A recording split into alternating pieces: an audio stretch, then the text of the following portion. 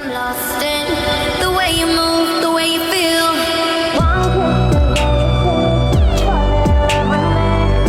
Possibilities, I look like all you need.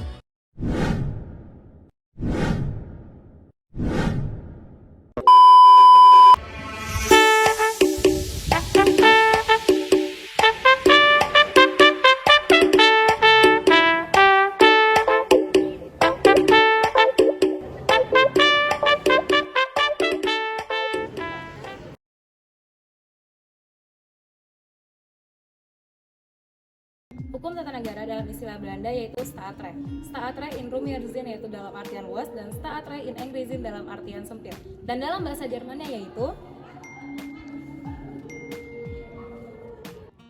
Pengertian hukum tata negara menurut Wajiman serangkaian kaidah yang mengatur mengenai jabatan dan organisasi di negara yang berlaku di suatu negara. Sedangkan menurut Maurice Duverger, hukum konstitusi yang merupakan salah satu cabang dari hukum publik yang mengatur organisasi dan fungsi politik di suatu lembaga negara. Objek hukum tata negara, suatu negara yang dipandang dari sudut pandang atau pengertiannya secara konkret, yang artinya negara tersebut terikat dari suatu tempat atau kejadian tertentu. Menelaah tentang suatu keadaan, peraturan, dan perundang-undangan yang mengatur organisasi umum dalam negara tersebut. Tata Negara Indonesia mengkaji ketentuan peraturan perundang-undang yang mengatur organisasi umum di Indonesia. Hukum tata negara. Hukum tata negara merupakan sekumpulan peraturan, baik tertulis maupun tidak tertulis, yang mengatur organisasi kekuasaan yang biasa disebut dengan negara. Dan pengaturan-pengaturan tersebut meliputi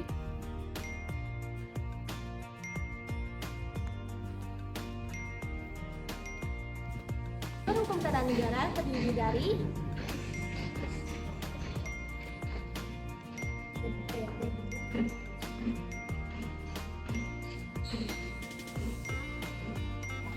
lembaga negara dalam perspektif amandemen UUD terbagi menjadi 4, yaitu lembaga yang diatur berdasarkan UU, UUD, PP, dan Peraturan Menteri.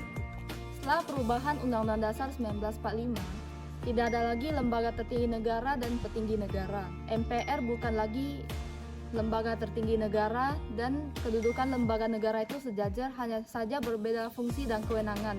Kemudian lembaga kenegaraan tidak hanya terdiri dari eksekutif, legislatif, yudikatif, dan eksaminatif. Kemudian ada lembaga-lembaga negara yang memegang kekuasaan negara menurut Undang-Undang Dasar. Yang pertama itu ada DPR. DPR dalam pasal 21 ayat 1 merupakan lembaga negara yang memegang kekuasaan negara yaitu undang-undang. Yang kedua ada Presiden. Presiden dalam pasal 4 ayat 1 merupakan lembaga negara yang memegang kekuasaan negara dalam pemerintahan. Selanjutnya ada Mahkamah Agung atau Mahkamah Konstitusi. Dalam pasal 24 ayat 1, Mahkamah Agung atau Mahkamah Konstitusi merupakan kekuasaan kehakiman yang memegang kekuasaan merdeka untuk menyelenggarakan peradilan guna menegakkan hukum dan peradilan. Kewenangan MPR terdiri yang dari pertama, menetapkan atau mengubah Undang-Undang Dasar Republik Indonesia tahun 1945. Dan yang kedua, memilih presiden dan wakil presiden. Dan yang terakhir, yang ketiga, menetapkan garis-garis haluan besar negara. Presiden yang pertama yaitu pemegang kekuasaan berdasarkan UUD, yang kedua yaitu pemegang kekuasaan tertinggi AU, AD, AL, dan Kepolisian Negara, dan yang ketiga menetapkan rancangan undang-undang. Yang keempat, mengangkat duta dan konsul. Dalam mengangkat duta, presiden harus memperhatikan pertimbangan DPR. Yang kelima, menerima penempatan duta negara lain yang harus memperhatikan pertimbangan DPR. Yang keenam, memberi gerasi dan rehabilitasi dengan pertimbangan Mahkamah Agung. Kewenangan wakil presiden, yang pertama sebagai pengganti jabatan, yang kedua membantu presiden dalam melaksanakan tugas sebagaimana yang sudah tercantum di dalam undang-undang. Kemudian ada kewenangan dari DPR. Yang pertama, menyusun program legislasi nasional atau yang biasa kita sebut dengan prolegnas. Yang kedua, menyusun rancangan undang-undang atau yang biasa kita kenal dengan RUU. Yang ketiga, menerima RUU yang diajukan oleh DPD. Keempat, membahas RUU yang sudah diajukan oleh Presiden atau DPD. Yang kelima, menetapkan UU bersama Presiden. Yang keenam, menyetujui atau tidak menyetujui peraturan pemerintah pengganti UU yang diusulkan oleh Presiden untuk ditetapkan menjadi UU. Selanjutnya ada kewenangan DPD. DPD yang pertama itu melakukan pengajuan usul atas rancangan undang-undang. Yang kedua, DPD melakukan pembahasan atas rancangan undang-undang. Yang ketiga, DPD melakukan pertimbangan atas rancangan undang-undang dan pemilihan anggota BPK. Yang terakhir, DPD melakukan pelaksanaan dan pengawasan atas undang-undang. Kewenangan BPK yang pertama yaitu menentukan objek pemeriksaan dan yang kedua menentukan standar pemeriksaan. Selanjutnya ada kewenangan dari MA. Yang pertama peninjauan putusan hakim, yang kedua interpretasi hukum, yang ketiga konstitusionalitas, yang keempat penyelesaian sengketa, kelima pengawasan terhadap keadilan, yang keenam pengawasan dan pengaturan terhadap profesi hukum, dan yang ketujuh ada penetapan prosedur terhadap pengadilan. Selanjutnya ada kewenangan KY. Yang pertama itu adalah pengusulan pengangkatan hakim agung dan hakim ad hoc di Mahkamah Agung kepada DPR untuk mendapatkan persetujuan. Yang kedua ada menjaga dan menegakkan kehormatan, keluhuran, serta martabat dan perilaku hakim. Yang ketiga ada penegakan kode etik dan atau pedoman perilaku hakim KEPPH bersama-sama dengan Mahkamah Agung. MK yang pertama melaksanakan peradilan undang-undang, yang kedua memutuskan sengketa kewenangan institusi negara yang kewenangannya diberikan oleh Undang-Undang Dasar, dan yang ketiga memutuskan pembubaran partai politik, dan yang keempat memutuskan konflik hasil pemilu. Hak asasi manusia merupakan hak dasar yang secara kodrati melekat pada diri manusia bersifat langgeng dan universal. Oleh karena itu, hak asasi manusia harus dijunjung tinggi, dipertahankan dan dihormati, serta tidak boleh untuk dikurangi dan dirampas oleh orang lain. Selain hak asasi, manusia berkewajiban terhadap satu sama lain dan dalam kehidupan masyarakat secara keseluruhan untuk berkehidupan masyarakat, berbangsa dan bernegara. Bangsa Indonesia merupakan anggota Perserikatan Bangsa-Bangsa yang memiliki tanggung jawab dalam moral dan hukum untuk menjunjung tinggi dan melaksanakan Deklarasi Universal tentang Hak Asasi Manusia yang ditetapkan oleh Perserikatan Bangsa-Bangsa.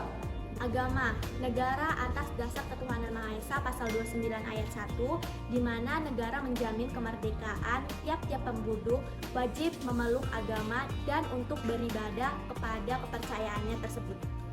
Negara Kesatuan Republik Indonesia dibagi atas daerah, provinsi, kabupaten, dan kota.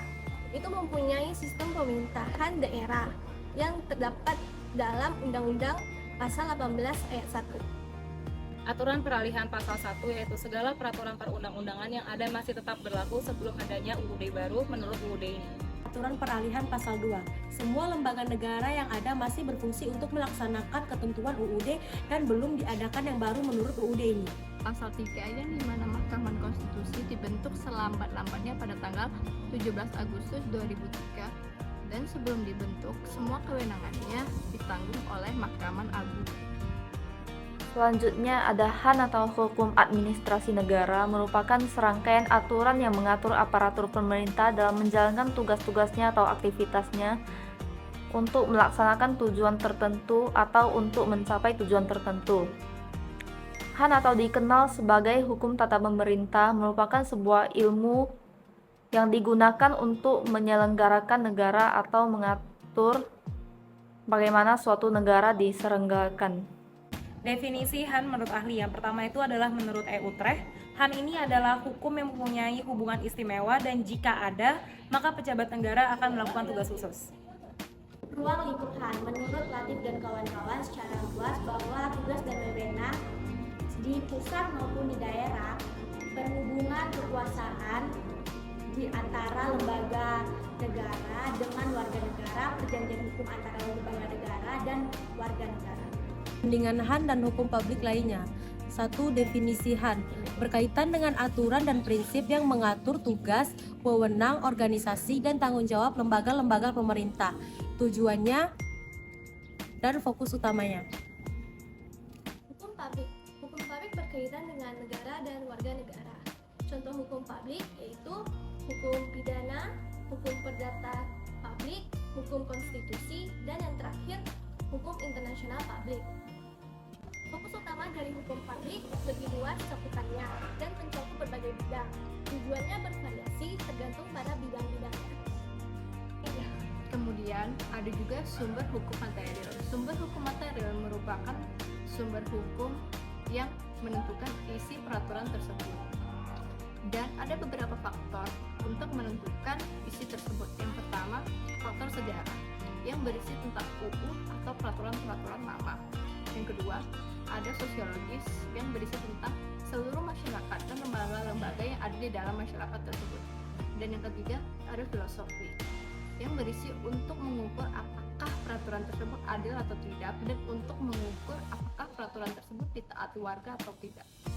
Selanjutnya adalah hukum formil. Hukum formil merupakan kaidah yang dilihat dari segi bentuk dan diberi bentuk melalui proses tertentu, maka kaidah itu berlaku umum dan dapat mengikat masyarakat. Hukum formil terdiri dari dua, yaitu undang-undang dan juga kebiasaan.